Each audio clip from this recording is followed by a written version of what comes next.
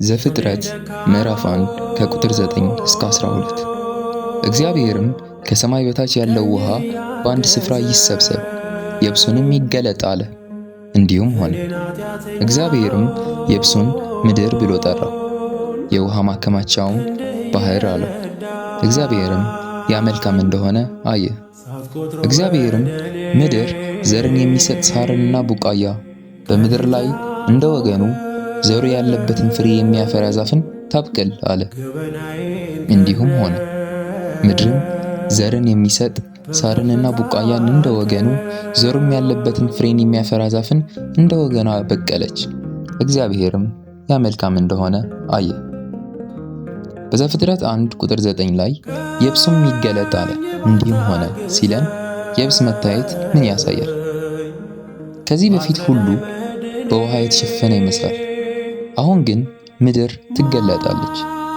አንዳንድ አባቶች ውሃውን እንደ ዓለማዊ ግርግርና ውጥንቅጥ ያዩታል። የብስ መታየት ደግሞ እውነት መገለጥን ያሳያል። ሰው ከኃጢአት ጭጋግ ውስጥ ሲወጣ እውነቱን እንደሚያይ ሁሉ።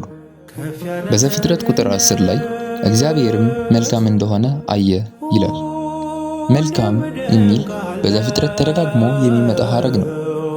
እግዚአብሔር ጠቃሚ ነው አላለም፣ መልካም ነው አለ። ይህ ልዩነት አለው። በኦርቶዶክስ እምነት ፍጥረት በራሱ ክፉ አይደለም። እግዚአብሔር የፈጠረው ሁሉ መልካም ነው። ክፋት የገባው በኃጢአት ምክንያት እንጂ በፍጥረቱ ምክንያት አይደለም።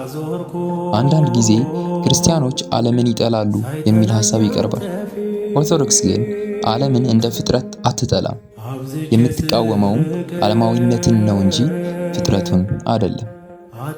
ዘፍጥረት ቁጥር 11 ላይ ፍሬ የሚያፈራ ዛፍን እንደ ወገኑ ሲል እንደ ወገኑ ማለት የፖም ዛፍ የፖም ፍሬ ያፈራል፣ የወይን ተክል የወይን ፍሬ ያፈራል። እግዚአብሔር በፍጥረት ውስጥ ሥርዓት አስቀምጠዋል ነው። ክርስቶስ በኋላ በማቴዎስ 7:16 ላይ ከፍሬያቸው ታውቋቸዋላችሁ ይላል። ይህ የዘፍጥረትን ሥርዓት ያሳያል። ክፉ ዛፍ መልካም ፍሬ አያፈራም፣ መልካም ዛፍም ክፉ ፍሬ አያፈራም። ስለዚህም እምነታችን በሕይወታችን ይታያል።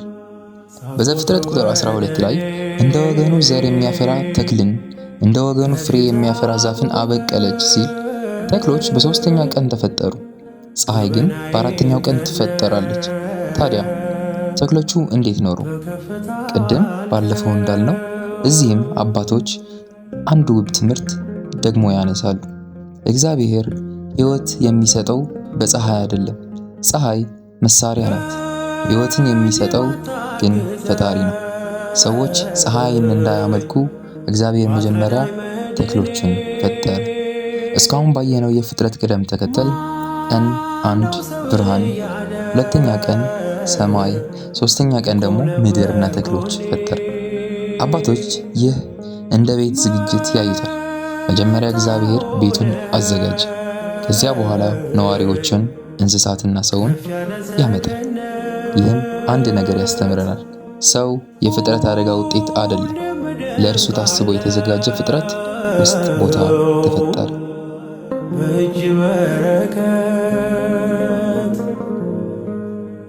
እልፍ የበደልኩ